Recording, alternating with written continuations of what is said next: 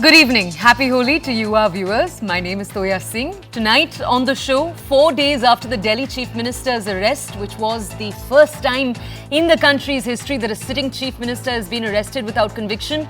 4 days after that, as the Chief Minister continues to languish in the Enforcement Directorate's custody, the Aam Aadmi Party has announced a new campaign to rally together its supporters. What is the campaign called? It's called Modi ka sabse bada dar Kejriwal, or Modi's biggest fear is Arvind Kejriwal. This is as the opposition INDIA has announced a march to save democracy on the 31st of this month. On one side, you have the opposition that points out the nearness of the elections and the Enforcement Directorate's very high rate of action against opposition leaders to establish that the end days of democracy in our nation are nigh. Has the BJP bit off more than it can chew this time around with this particular arrest? Or will they hit home with voters by framing this simply as a very corrupt leader meeting his very deserved fate because of the capable handling of the Enforcement Directorate? That's what we're going to take a deeper look at tonight.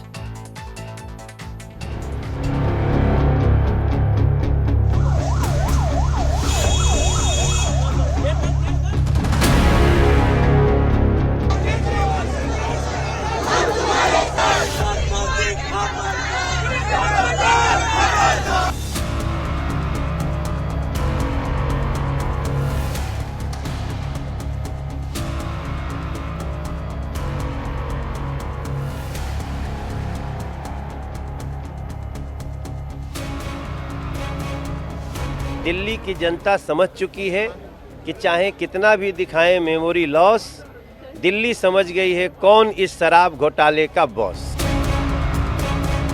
इसलिए गिरफ्तार किया क्योंकि आज प्रधानमंत्री नरेंद्र मोदी जी को पता है कि अगर इस देश में कोई एक नेता है जो उन्हें चैलेंज कर सकता है तो वो नेता अरविंद केजरीवाल है। उनको लगता होगा कि अरविंद केजरीवाल जैसे नेता आप अरेस्ट करेंगे, जेल में डालेंगे तो आपको सुकून मिलेगा। ऐसा नहीं है। अब अरविंद केजरीवाल ज्यादा खतरनाक बन गए। Why should they arrest Arvind Kejriwal now? Because they want to be scared. Because Aam Aadmi is getting popular in Delhi, Punjab, Gujarat and Haryana. So they are scared. So that's the reason they are arresting them.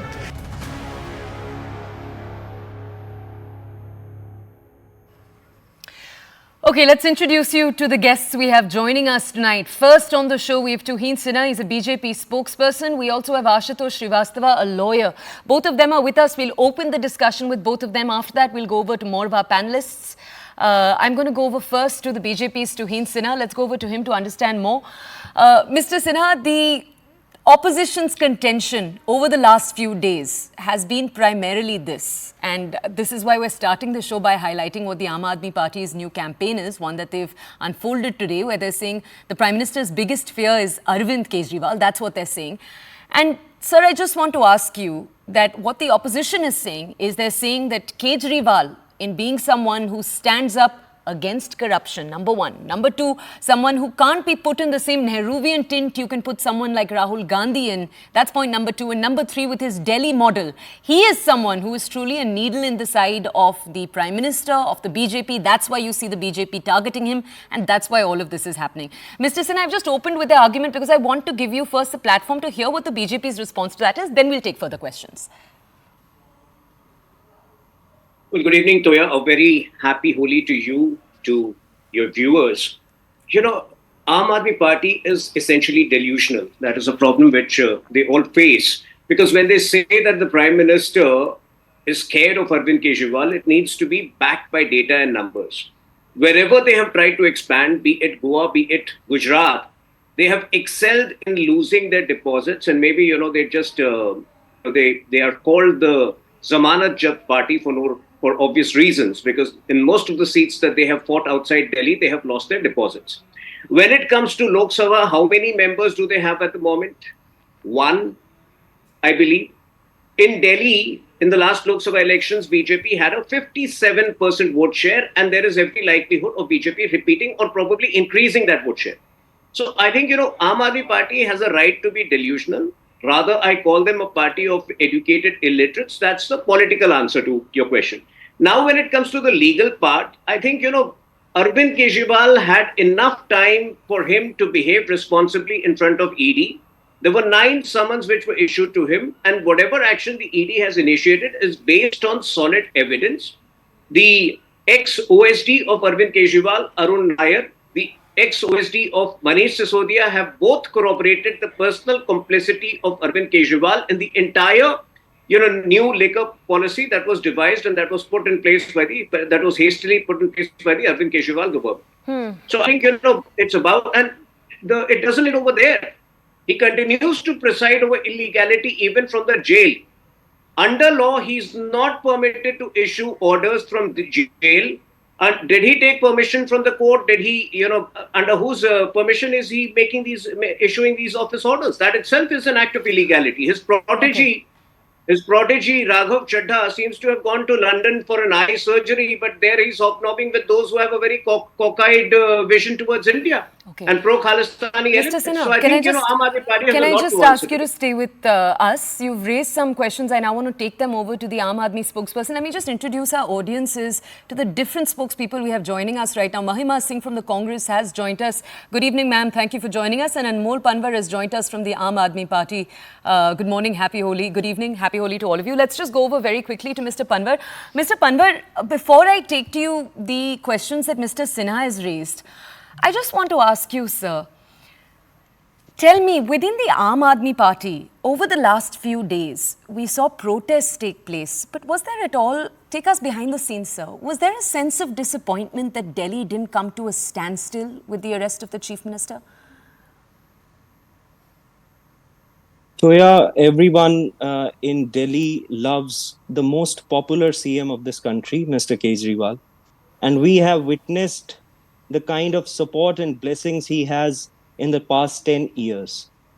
It does not, we are not required to bring Delhi to a standstill.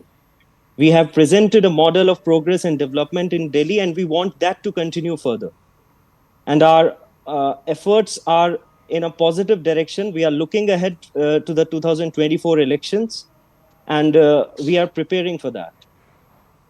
Okay. And interestingly, in this so-called liquor scam, what has come out 3 days before is one of the approver, P. Sharad Reddy. On 9th of November 2022, he was called for interrogation by the Enforcement Directorate. On 10th of November 2022, he categorically denied the involvement of Mr. Kejriwal or any of the AAP leaders. He was arrested then and there by the Enforcement Directorate. 5 days after that, on 15th of November 2022, he donated 5 crore rupees electoral bonds to the Bharatiya Janata Party. He applied for bail on 20th of January 2022, which was denied. He informed the Honorable Court that Enforcement Directorate is harassing him, threatening him to sign pre-dictated statements. But he refused to sign the statements which said that 100 crore rupees has been given as a bribe. After 4 months, in April 2023, he applied for bail, and the Enforcement Directorate, the same Enforcement Directorate who said that he's one of the kingpins of the so-called liquor scam, they did not even oppose the bail applications before the Delhi High Court. Okay, let's go over. Interestingly, on 2nd June 2023, he turned into a government approver. And thereafter, on November 8, 2023, he donated another 55 crores to the Bharatiya Janata Party. Okay. Now, it is for the BJP to answer, why did they take 60 crore rupees from the alleged kingpin of the liquor scam? Okay, Mr. Panwar, 1 second. The question you've raised is an important one, and we'll take that. Mr. Sinha, we'll come to you with that question. I'll just come to you in a second, though. Mr. Panwar, I want to come to you before we go over to Mr. Sinha. I do want to ask you, sir, when the opposition, the INDIA, is saying democracy is dead, or democracy at least is dying, and it will die with this elections if the INDIA is not voted into power. So the argument that we're seeing the BJP make again and again goes back to the summons. The fact that Arvind Kejriwal skipped 9 summons, was that not the Aam Aadmi Party denying democracy's pathway right there?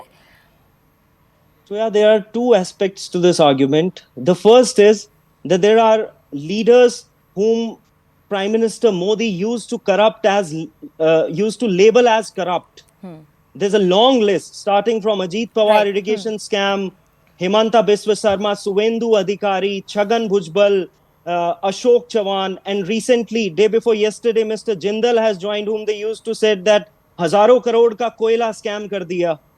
And the other part is that all the opposition leaders are being targeted and the central law enforcement agencies are blatantly misused just to ensure a seamless victory for Bharatiya Janata Party. Okay, all right. Why did they not take action against the ones whom they used to label as corrupt? Sir, just give me a second now. I want to go back to Mr. Sinha. Mr. Sinha, there are two separate points we're going to come to you to address. The first, the link that Mr. Panwar made of fishy links taking place in this case itself. I want you to address that point. But Mr. Sinha, also this debate would not be complete without us returning to that familiar conversation of ED arrests that have taken place against the opposition leaders. Two data points I'll give our audiences, then I'll come to you to get an answer on them. These are perhaps numbers you've already heard before. Since 2014, a four-fold jump in ED cases against politicians. 95% of those leaders are from the opposition. When we take this to the BJP, what we hear again and again is, what can we do if all of the opposition is corrupt? But that becomes very hard to believe, sir, when we see case after case. Mr. Sinha, would you like to address both those points? I'll answer both the questions. First, Arvind Kejriwal had been issued 9 summons. If the Aam Aadmi Party feels that he had information about the so-called Southern group being hand in glove with BJP, he had every opportunity to meet the ED and provide detail. He did not cooperate, which obviously means that he has more to hide. Now, when it comes to the Southern group, is the Aam Aadmi Party trying to say that, this Aurobindo Pharma or Mr. Reddy were blackmailed into buying electoral bonds? Is that what they're trying to say? You can check them, then Mr. Sinha, no, I'm going to go ahead and assume that that's what they're saying. So that's what they're saying, right? So if you look at the history of the electoral purchases, on 1st June 2023, Mr. Reddy had turned approver. And the maximum single purchase of electoral bonds happens 6 months post that. So I'm assuming that the day you turn approver, even the theoretical realm or the theoretical possibility of a quid pro quo ceases to exist. Why would he continue? Why would he make the maximum or the biggest amount purchase 6 months after that? There are a lot of But Mr. Sinha, can I just ask you, couldn't the argument the Aam Aadmi Party makes here, and we've not actually given Anmol a chance to reply here, but couldn't the argument they make here be that what pressure is taking place behind the scenes 6 months later, 6 months before, we can't speak to? No, see, when it comes to electoral bonds, most of these people have made donations to every party. When it comes to future gaming, they were alleging that future gaming is hand in glove with the BJP. But when the facts have actually come out, merely 4% of the electoral bonds purchased by future gaming have been in favor of BJP. Sure. The bulk of it has gone to TMC and DMK. So I think, the electoral bonds is a completely different realm altogether. And I think I can have justifiable arguments, like I mentioned, against it.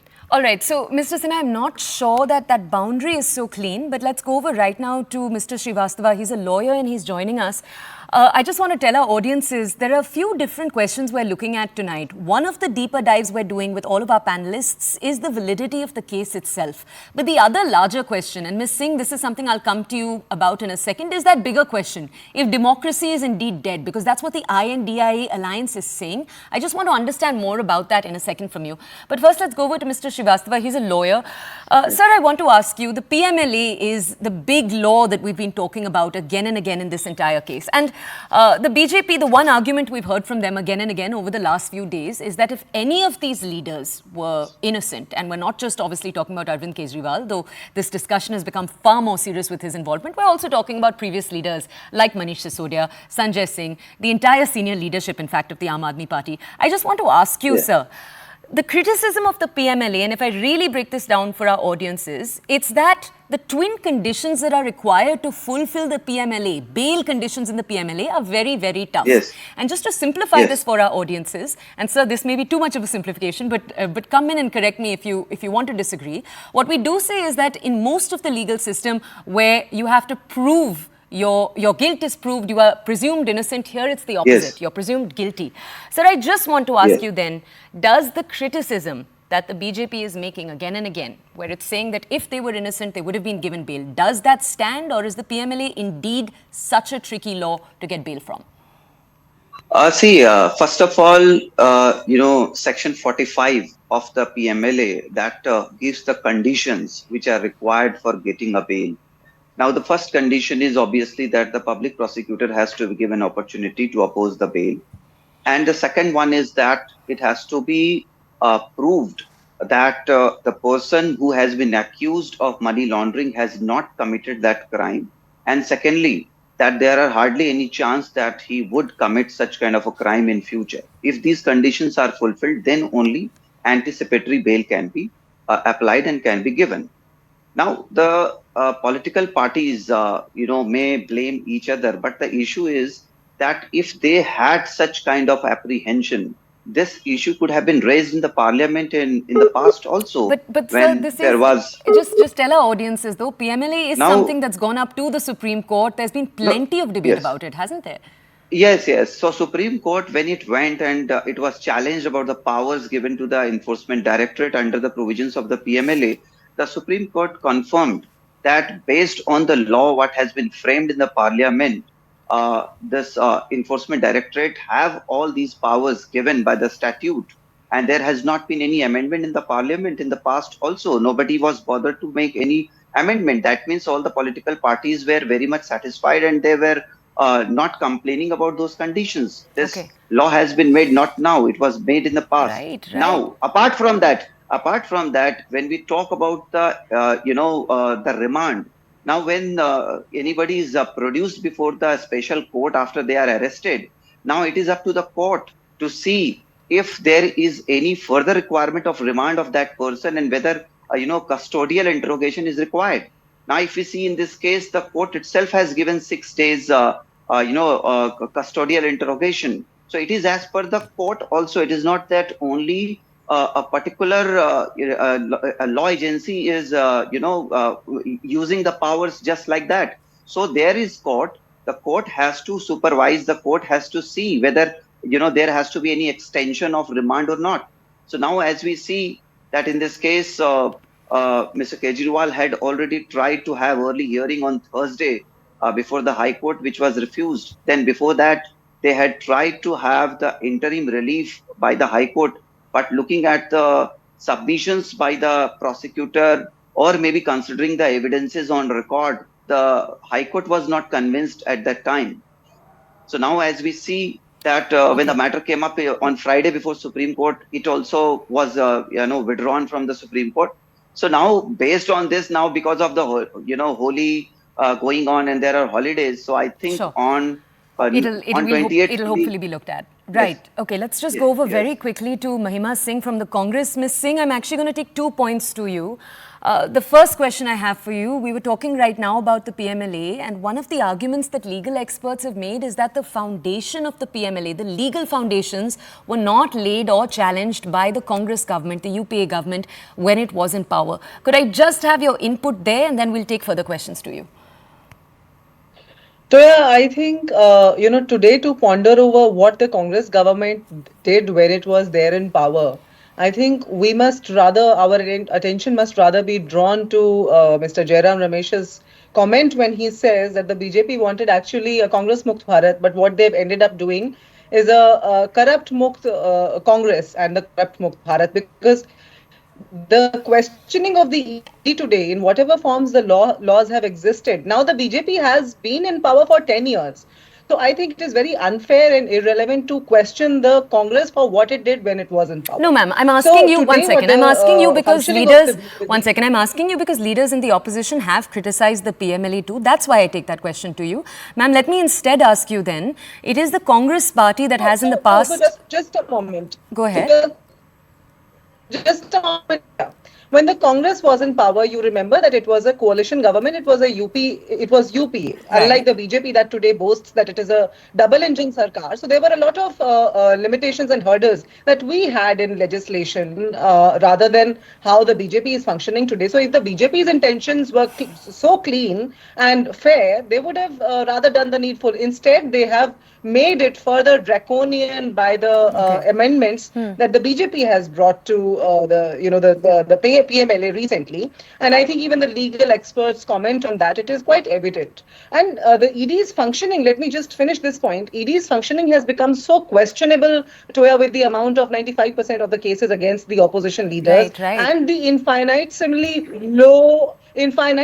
low conviction rate. What happened to Mr. Chidambaram's and Mr. DK Shiv Kumar's cases, Toya? You would remember, and your audiences would remember. They were both acquitted. So that is the fate of the cases. So today, what we know is that the truly corrupt are being engulfed by the BJP, and those who are being falsely framed are being tried by the ED. Ms. Singh, and that's become the norm. Ms. Singh, the question is, why should the BJP, if just a moment more, Toya, I've been patiently hearing, if the basis of these trials, if the basis of these investigations is allegations, then come on, I mean, electoral bonds allegation, what could be bigger than that? The Supreme Court has scrapped the law saying it is unconstitutional. Ma'am, till now, the question to the Aam Aadmi Party was asking is, where is the trail of the proceeds, right? That was the big question. But 2 days ago, the Enforcement Directorate even arguing that they have produced that.